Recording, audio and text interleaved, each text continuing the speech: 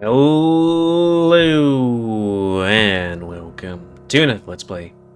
Me, GamerWolfSix of the Smoke Room. Before we start, if you're interested in playing this game, you can get it for free on itch.io. But if you want to support the people that make this game and or get the newest version earlier, Patreon, where it's $3 a month for this and other games. So, on the last Let's Play, we got our suit hemmed, I think that's the word, by Cynthia, my favorite character. But then we went to sleep, and this character, what is her name again? One sec. Masila? I think she might have disappeared too. I'm not 100% sure. She's friends with the cat girl. But yeah, she went home. Was wondering, like, what happened to... Let's see. It doesn't say her name here, but one of her friends disappeared, and then she came home, found a letter, and it says, "I need your help. Somebody tried to hurt me. I'm down in our tromping grounds. Peace." So yeah, very spooky.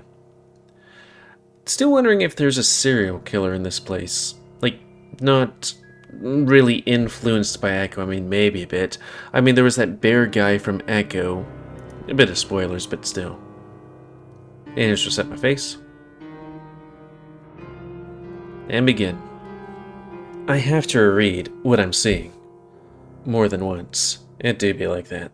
This looks like her handwriting. But everybody said she had moved away. Mary didn't like jokes. That's why she wasn't fun. Billy knew about this too? Well, why the hell didn't he say anything? Wait, did it say Billy knows? Why not? I know he's dumb, but he's not that dumb. Why would she be in the tromping grounds, though? We only took her there once. Those tunnels can go on for miles if you don't know what you're doing. Blythe's the one who knows what she's doing. But can I wait for her this time? How long has Mary been down there? Though granted, she would have had to come back up to place this note, right? This is stupid. This is so stupid. Somebody needs me, and I'm wasting time. I can't wait for Blythe to hold my hand anymore. This seems like a thing where you want more people involved. Just saying. I take out a bottle of ink and a pen, and a piece of cardstock, and I start writing. Mary is somewhere in the tromping grounds. Billy knows, I think. Have to go find her. I can feel my paws shaking. Come find me if I'm not at school tomorrow. ... I put it underneath the mat behind the back door of my house. She'll check it at night whenever she's able to get away from her dad. I know he doesn't like her very much, but that never seemed to bother her. I know it would bother me, though. It does bother me. Why does everybody have to be so nasty in this community? Mean and high-strung and crazy. Even Mary was mean. Mean in her own way. But she doesn't deserve to be holed up in the ground. Holed up in the ground? Running from some freak. Or her own parents. I'm coming, Mary. You can live with us for a while if you need to. Wow, I feel like I'm a lot better than I was last night reading. When I open the door to the mausoleum, I can smell Peaches again. Does that mean she was down here recently? I open the covering to the tunnel, and the smell is stronger. Mary? Nobody answers. But I hear the wind rustling out, and there's a flapping sound. Another letter is tucked between the wall and the frame of the support beams. This one smells sickly sweet, almost like it was soaked in the whole bottle. I pluck it out. It's damp. I have to be careful with this one, or it feels like it'll fall apart. If the first letter made it to you, you're getting close. I'm hiding in the mines. This definitely seems like serial killer stuff. I stare a bit at this one and feel something wrong. If she made it this far, why wouldn't she wait near the entrance? Did she think some creep was following her and knew about the tromping grounds? I wouldn't think so. Me and Blythe have been down here hundreds of times. We would have seen somebody if anybody knew about it. Unless she told. She never was very good at keeping a secret. But why would she tell somebody who she was afraid of? Maybe it was someone she trusted. I guess I can ask her herself when I find her. I'm not the best at finding my way down the path that leads to the mines, but luckily there's a smell to follow. It's like she's leaving breadcrumbs for my nose. I'm starting to hate the smell of peaches. The smell is so sweet and so thick that it feels slightly off. Like fruit in the sun that's been rotting. This is new. Ahead of me, in the light of a sunbeam, I can see another letter. It's in a big room on top of a big pile of rocks. I'm not the best climber, but I could probably get to it if I tried. But for some reason, I don't want to. For some reason, I stop. I can feel my heart in my throat. This just isn't like the Mary I knew. The Mary I knew didn't like to get dirty, much less leave a breadcrumb trail down into the mineshaft. She wasn't that exciting. I know that I'm not supposed to get that letter, especially now, because I can hear a breathing sound around the corner. It's faint, but it's there. The deep breathing that has to belong to a grown man. Tears well up in my eyes. I cover my mouth with my hand and breathe through my nose, and I walk backwards, slowly, until I hear him stand up and break into a run. Oh no. Oh God, no. He's behind me now. I can't bother with pretending to be quiet now. I have to be fast, and go as quickly as I can in any way that I can. Any way away from him. I can hear him again. He's not even trying to be quiet. He's rasping as he runs. I can hear how much he hates me. He doesn't even know me, and I know he hates me. But I know where I am now, and I can shake him. I keep turning. And turning. Looking for the dots of paint Blythe put down. I find a pathway that's too thin to fit through where my feet are covered in water. But something catches me. I'm falling and I feel a splash.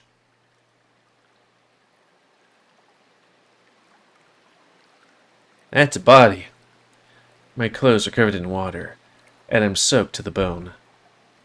But I don't care about that right now, because what I see in front of me is so much worse. I remember Mary's favorite dress. It's pink, like bubblegum, and has puffy sleeves. It was kind of pink, the kind of pink you'd see a baby swaddled in. It matched the inside of her ears and the rosy blush of her nose. But Mary's whole nose is gone. I want to go back. I want to go back to before this happened. Like we pretended like we didn't even know each other. When we pulled each other's hair when the teachers weren't looking. When she told me she'd marry the next president, and then I told her I wouldn't have her as a wife. Mary doesn't belong in a place like this. Mary belongs in a glamorous place, like one of her parties, full of light and admirers, holding a glass of something fizzy that she's not supposed to be holding. No, no, no, no. We're all just babies. I can hear my voice crack. The whole breath is ripped out of my chest. And I can't even scream anymore. Because I just want to cry. And cry.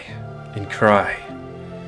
And have my tears raise the water in this godforsaken cavern. Have it fill every nook.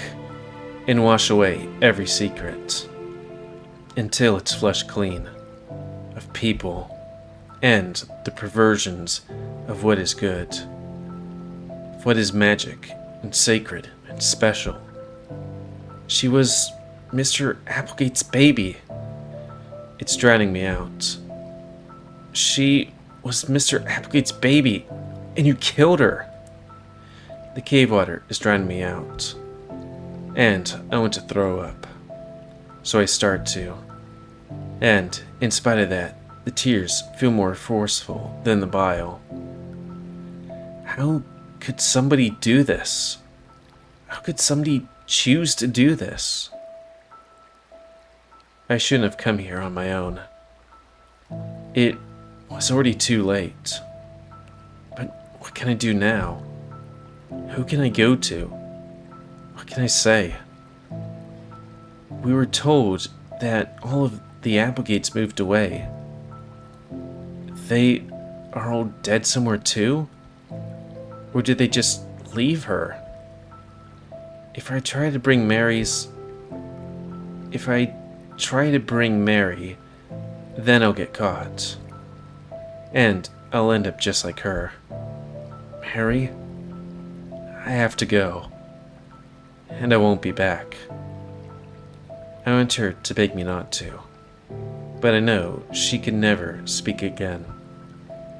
I can't take you with me. I'm sorry. I'll bring back some strong people.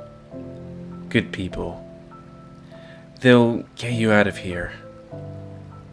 We'll hang the guy who did it.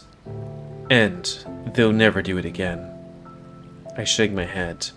Never, ever, ever again. Goodbye. My eyes sting so much that I can't even see where I'm going. But I don't need to. I just have to climb. Rabbits are good at climbing. And they keep moving. One paw forward. One leg backwards. I wonder if I'm having a heart attack. She's still out there. I cover my mouth. I don't know what I heard exactly, but I could tell that it's speaking. It sounds wrong. How do you know, spirit? The other voice belongs to a man. It belongs to a man, and it makes me sick. Because I know what I like. And it's absolutely leaking everywhere. Spare me your carnal tastes. You have them too. There's no pleasure in this business. There's need not be joy. It just needs to work. And it will. After everything you had me do, it better. You came to me with nothing. You are, in almost every sense, nothing. I'm nothing? You could do none of this on your own. You will be grateful. And you would do better to learn to like what you are. That's what I did. It's part of the secret. I will have none of your secrets. I will have results. And then I will be gone from this abominable place. You'll make it sound so easy. I'm experienced. No, you're fading. Everyone's lights go out forever. You began your life as nothing, and you return to nothing. There's only one way forward, and it's to become nothing. By learning and indulging. Your indulgence is an abomination, yet it's something. You don't even have that. I will never want what you have, and you never will. But for now, you want the same reckoning to pass. Go fetch her for me, while her insides are still warm. If I can find her. Wait. No, never mind. It's too late. What's too late? You failed, you poor creature. I have to go. Yes, I have to go. And she'll be spoiled. Unbelievable. I really wanted this. How sad. You don't realize it yet, but every failure you commit undermines your chance to escape. I don't rely on you for such a thing. And yet you must, or else your eyes will be opened, and you'll wish it was me who did the praying. Come back another night with a fresher piece of ass. Why are you leaving? Spirit? Answer me, spirit. The man began to mumble. Miserable wet shit. And then his voice faded. And the only sound that was left was once again the roar of the cave water.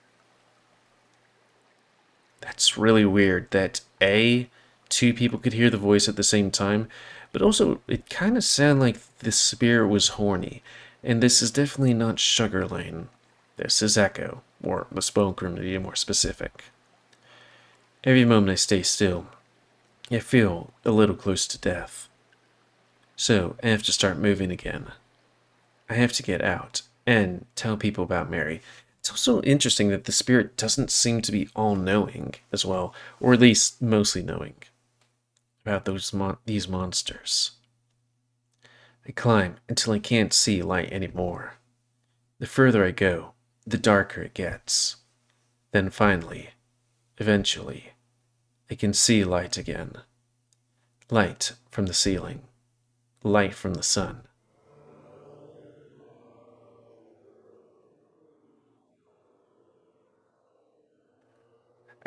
I can barely see anything here because I have the things dimmed down low, but I look over there. I guess that's the rabbit girl, and that's some kind of spider abomination with 2, 4, 6, 7 eyes? Wait. No.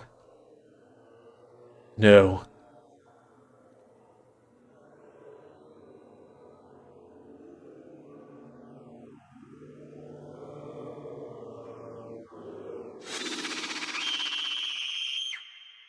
I hear myself screaming. Then I see the end of my bed frame.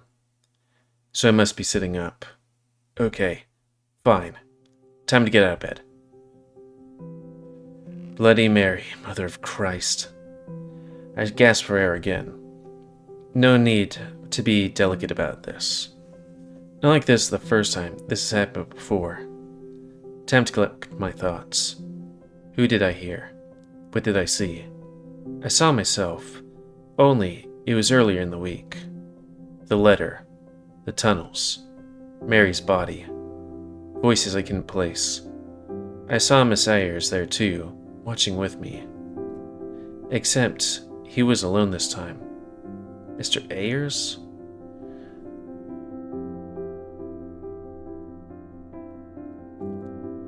That's the main character. I saw where Messila did or hid, and what she saw. Maybe I can get to her. Maybe it couldn't get to her. Thinking about it doesn't matter now. The way forward is clear. I need matches and a lamp, spikes, a hammer, a flask, rope, and a weapon. Would a weapon even work on a spirit like that? Probably not. They usually don't. But spirits aren't usually what I have to worry about. Wonder if my epi will be enough. Not sure if that's a problem there.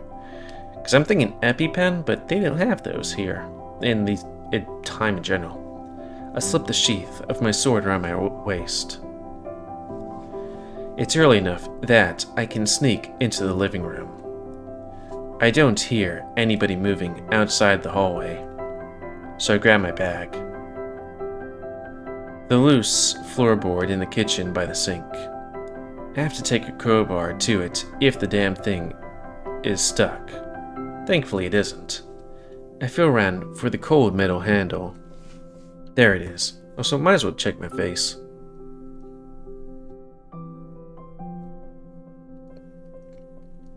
And what was it? And I pull it out and put it in my bag. There's a box of bullets too. Doubt I'll need to refill. But more ammo couldn't hurt. The door to my father's bedroom opens. Shit. Gotta have to scramble to put the floorboard back in on time. Crab walk time. Blythe? I jump to my feet now. You answer me now, Blythe Washington. Why is there so much rustling going on out here? I brush the dust off my skirt. Just finishing up breakfast. I can't see you. Come on over here. I don't have time for this. Now. Wait, now? He's sitting at the table with a newspaper in his hand. You feed the chickens? Did last night. And collect the eggs? What was there to collect? Or what there was to collect. Then he lowers it. Don't bother lying if you can't tell a good one. I know what look he's given me. Where are you going? Out and about. For what? More games? Likely a bit of sparring. You think playing with swords is going to put food on the table? If I rob them. I always got something to say now, don't you? Mom is looking at me now too. She's sitting in the chair beside him. Believe me when I say that I know the world is changing. And hallelujah for that. His eyes are bulging. But one thing that won't change is that the world will work you to the bone. I don't want you to catch you sitting pretty, waiting for a good man to take you in. You need a plan. I have to shift my weight of the bag on my shoulder and heal it on my waist. Well, I like to think I'm pretty good at those. I'm gonna need you to convince me. I'll work on that. He stares at me. I promise. Don't promise me anything. Show me. I said I'll work on that. Keep it ship-shape, little missy. Now, come over and give me a hug. Nah? Can't even give your old man hugs anymore? It's strange. He chews on the inside of his lip when he hears that and huffs. Guess you'd be an expert on strange. Mom still doesn't say anything. I think I know that most people don't think they're... I think now that most people don't when they're dead. Wait, what? Mom still doesn't say anything. I think now that most people don't when they're dead. If that really is her. Is she seeing spirits? I mean, I thought her dad was, supposed to be not nice, but he seems to be pretty nice. We'll pick this discussion back up tonight. If your chores are handled, I won't keep you. Have a good day at work. See you soon. I walk out the door, wondering if that's the last thing my dad will ever say to me. Not as dramatic as I would like it to be. Then again, I don't like to lose. And I won't climb back out of this godforsaken pit without my fucking friend.